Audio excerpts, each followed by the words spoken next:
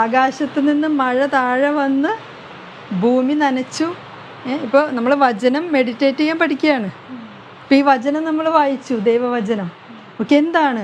മഴയും മഞ്ഞും ആകാശത്ത് നിന്ന് താഴെ വരെ എത്തി ഭൂമിയെ നനച്ചല്ലേ. നമ്മളിങ്ങനെയൊന്നും ചിന്തിക്കാനിരിക്കില്ല, വെറുതെ വായിച്ചു വിട്ടു. ഭൂമിയെ നനച്ചിട്ട് സസ്യങ്ങൾ ഇതേ പൊന്തി വന്നു, ഫലങ്ങളുണ്ടായി, കായുണ്ടായി, അതിലിതേ വിത്ത്. ആ വിത്ത് പിന്നെയും മുളപ്പിക്കാൻ പറ്റും, ഭക്ഷിക്കാൻ ആഹാരം കിട്ടി. ഇതേപോലെയാണ് എൻ്റെ അധരങ്ങളിൽ നിന്ന് പുറപ്പെടുന്ന വാക്കും അങ്ങനെ തന്നെ. ദൈവത്തിൻ്റെ അധരങ്ങളിൽ നിന്ന് പുറപ്പെടുന്ന വാക്ക് ഇങ്ങനെയാണെന്ന്. ദൈവത്തിൻ്റെ അധരത്തിൽ നിന്ന് അത് പുറപ്പെട്ട് നമ്മുടെ അടുത്ത് വരെ അത് എത്തും. എത്തിയിട്ട് നമ്മളെ നനയ്ക്കും, നനച്ചിട്ട് സസ്യങ്ങൾ മുളപ്പിക്കും.